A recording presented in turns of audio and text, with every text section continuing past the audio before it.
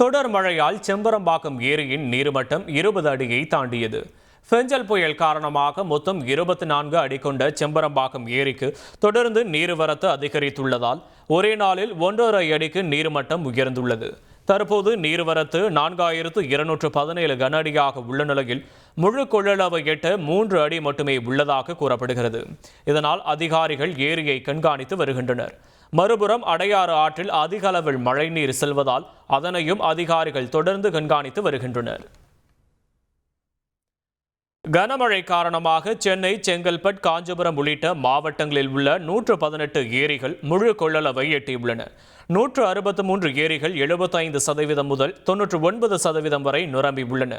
இதேபோல் 160 ஏரிகள் 75%, 82 ஏரிகள் 50%, 20 ஏரிகள் 25% நிரம்பி உள்ளன.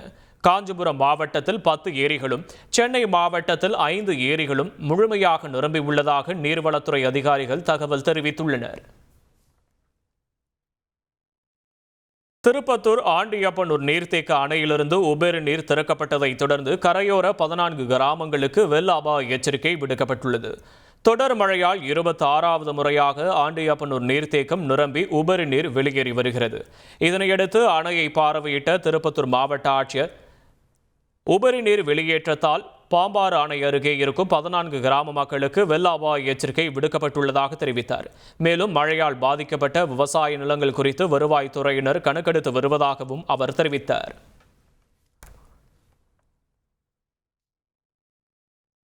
செங்கல்பட்டு மாவட்டம் திருப்போரூர் அருகே உள்ள தையூர் ஏரியிலிருந்து வெளியேறும் உபரி நீரில் பொதுமக்கள் குளித்து மகிழ்ந்தனர். திருப்போரூர் ஒன்றியத்தில் உள்ள 63 ஏரிகளில் 21 ஏரிகள் முழு கொள்ளளவை எட்டிய நிலையில் பெரிய ஏரியான தையூர் ஏரி நிரம்பி உபரி நீர் வெளியேறி வருகிறது. அதில் அருவியில் குளிப்பது போல் ஏராளமான பொதுமக்கள் குளித்து மகிழ்கின்றனர். இதனையடுத்து ஆபத்தை உணராமல் குளிக்கும் பொதுமக்களை போலீசார் எச்சரிக்க வேண்டும் என சமூக ஆர்வலர்கள் கோரிக்கை விடுத்துள்ளனர்.